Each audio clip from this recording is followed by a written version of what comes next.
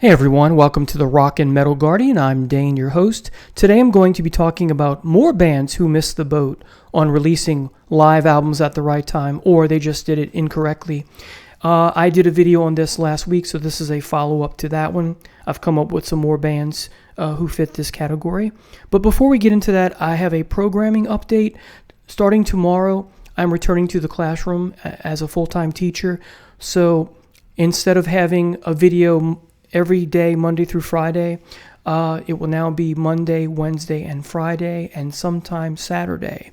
I will more than likely not have a video for you this Saturday, but for a while now, I'll have just Monday, Wednesday, and Friday, and when I can on Saturday. So hopefully 4 times a week, but definitely 3 times a week. Again, Monday, Wednesday, Friday, and also tied to that, not every Monday will be a Monday morning critic where I review an album. Sometimes it won't be. And also with respect to Fridays, those will not always be a Fun Forum Friday episode. So again, those will now be when I have the opportunity to do those. So, but the type of music I will be discussing is not going to change. So just the schedule. All right, so let's dive in now to bands who missed the boat, more bands who missed the boat on releasing a live album at the right time, or they did it wrong. So the first band I want to talk to you about with you is AC/DC.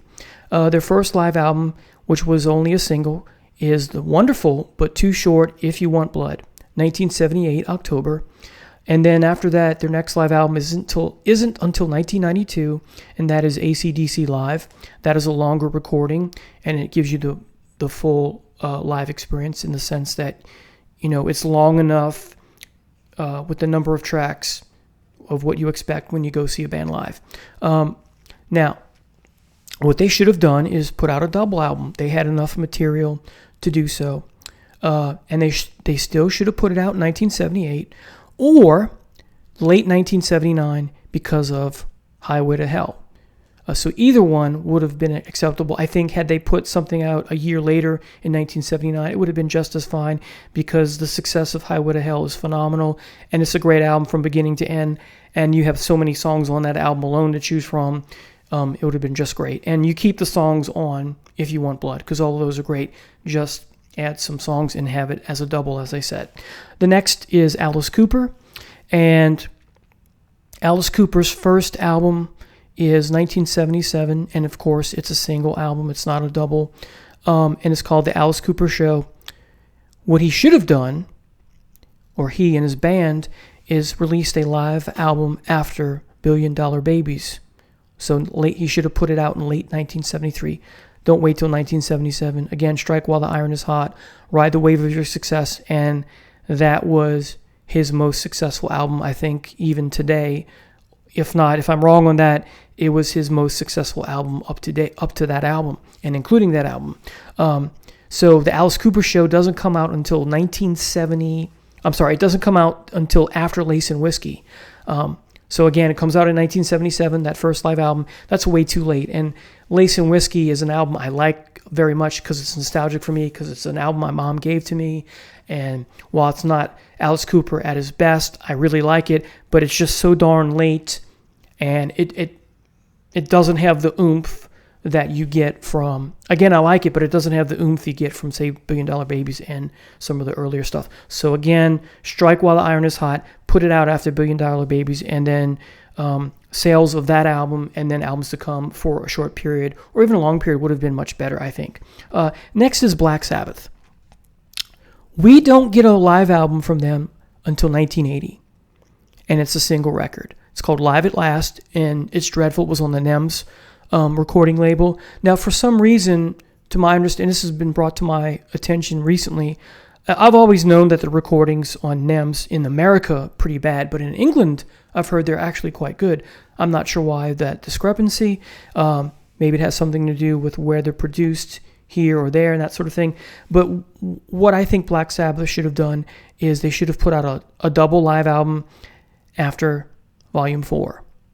So pull a Peter Frampton, 4 albums, boom, live album. So they should have, excuse me, Volume 4 comes out in 1972. So early 1973, put out this double live album. It would have helped sales for both Volume 4 and the follow-up, Sabbath Bloody Sabbath, and maybe their overall discography in general. Excuse me. All right. Now, the next group is Budgie. Their first live album is Heavier Than Air. That's a live compilation. This comes out, it's called Heavier Than Air, live compilation 1972 to 1981. So it's a compilation, and the problem with Budgie, I find, is that all their live material, including the one that I have, the BBC released double CD, I believe, is that it's not a set from one recording, or it doesn't have the appearance that it's, a set from one recording. It tells you, you essentially have two different live sessions, and those are okay, but put out an album instead after In for the Kill, because you would have had 4 albums to work with for live material, and you would have gone the Kiss / Peter Frampton / Humble Pie route, and all those other bands that I mentioned last week that did that. They struck while the iron was hot. So, and In for the Kill is a great album from start to finish, as I think their previous 3 albums are. So again, a lot of stuff to work with. There's no reason why you couldn't put out a double live album. All right, next is Def Leppard. Their first live album ever is 2011. This is way too late. Okay, it's called Mirrorball Live and More. Now you do get a later on. You can't get it anymore except from third-party sellers like Discogs or on Amazon, that sort of thing, marketplace things, Facebook, whatnot. But there's a deluxe version of Pyromania out there with a bonus disc of a live show, and it's got Switch 625 and some other treats on it. But I find, I've listened to it, I don't own it. I have a friend who has it. I find that the guitar playing on there, Phil Collins is playing Pete Willis's licks too fast. It's like he's rushing through them, and that's why I don't have it, don't like it, don't care to listen to it. And there aren't enough songs. It's not a live album in its own right because it's part of a deluxe edition with the studio version of Pyromania, as I said, and that's nitpicking, but they should have put out a live album after Pyromania.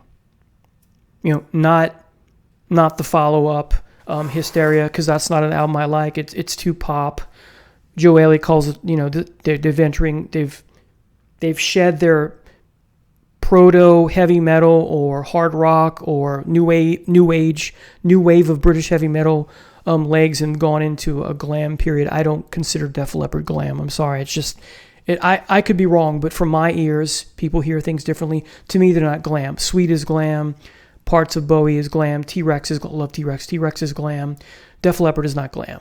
Okay? Just my humble opinion. Don't shoot the messenger, please. Anyway, so they should have put out an album after Pyromania. You have 3 great albums. Well, you have 1 great album in High and Dry. You have a very good album in Pyromania. And you have a good album in On Through the Night. So go the Kiss route, man. Go the Kiss route. All right. Next is Electric Light Orchestra, also known as ELO, right? Their first live album from 1974, The Night the Light Went Out in Long Beach, kind of a cool title. This is a single vinyl release. They're only, or if you get it on CD, only 7 songs. So we have the Rainbow Problem all over again. Remember last week I said there's only 6 songs? Instead, put your double live album after El Dorado. Still 1974, but a double album. So keep the tracks on the original, but add some more songs from El Dorado and maybe some of your other hits. Not sure the logic in doing that. Of course, you get some live albums later, but again, they failed to do what so many bands have done the right way. All right, next, this is probably one that people like me shake their heads at, or this emoji, right? Genesis Live, 1973. Just make a double album. Again, you have enough of material to put out a double live album. The 5 songs on this disc or vinyl record, really 5? That's worse than Rainbow and ELO. 5 songs.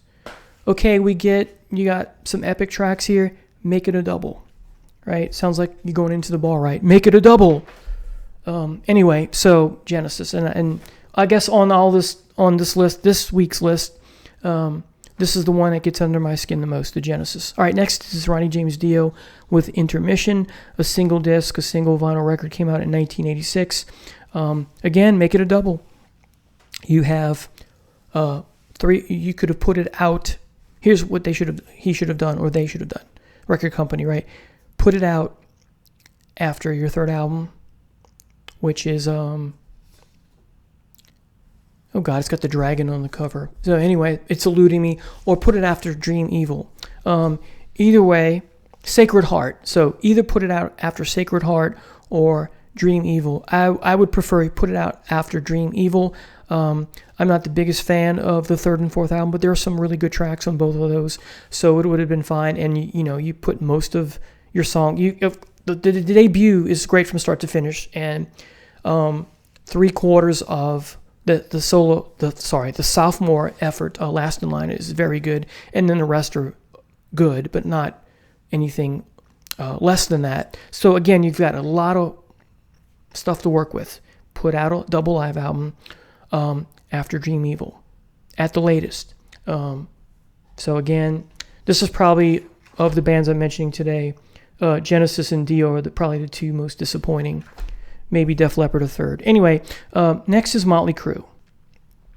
Their first live album comes out in 1999, which is 10 years after their fifth studio album, Dr. Feelgood. This is unacceptable. Put it out after Theater of Pain, your third album, or at least after Dr. Feelgood. So, too late. You didn't ride the wave of your success. We all know that. Those of us who like the heavy Motley Crue, I'm not the biggest Motley Crue fan. I haven't been in years. To be honest with you, I only like their first two albums from start to finish, and I like a song here, a song here. I like some tracks on Dr. Feelgood, and The Kings of Los Angeles is a song, I think, on one of the albums that I like, and that's pretty much it. But had you put out an album after your third or fourth album, your sales would have been up even more so, and your popularity would have soared even more, I think. So anyway, don't wait 10 years after your fifth studio album to put out a live album. Yeah. Next is Jethro Tull. They put out Bursting Out September 1978 after their Heavy Horses album. I would have put out a double live album after Minstrel in the Gallery. You have 8 albums to work with, so you got plenty.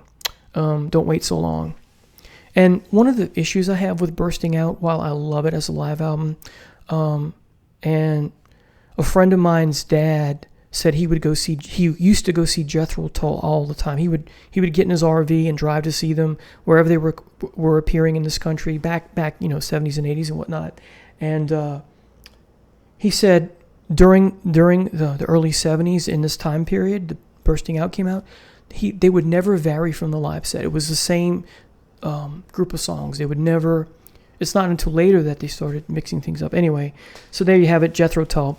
Finally. Yes, Finally is Pink Floyd.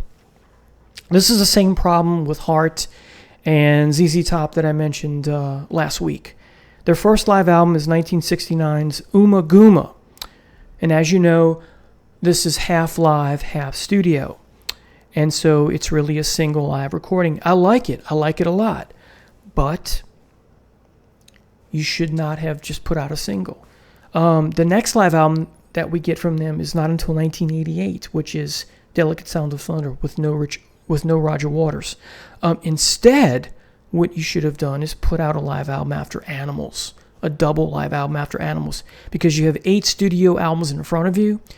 Wish You Were Here, Animals, like I said, Dark Side of the Moon, Atom Heart Mother, Metal, right? You could have had side 3 make up, you could have had Echoes made up side 3 in its entirety. Put out Live in Pompeii in its entirety. I'm still waiting for that. You have the video for that. Put that. I think you can get that in the box set, but the box set's out of print. Don't quote me on that. I'm still not sure if that's available. But that, if true, that still came out too late, even though it's in the 70s, right, or late 60s. So I think early 70s. So Pink Floyd, you missed the boat on that as well. So these are, as I said, these are some more bands who I think missed the boat, and had they gone the route of Kiss and whatnot, as fans, we have had more treats from them, so to speak. So don't forget to click the notification button to be apprised of all upcoming videos. And don't forget, as I said at the beginning of this video, I'm going to a Monday, Wednesday, Friday format instead of Monday through Friday, and hopefully sometimes on Saturday, because my summer vacation ends after today, and I'll be back in the classroom teaching a full schedule. Don't forget to hit the like and subscribe button. Hope you have a blessed day. Take care. Bye now.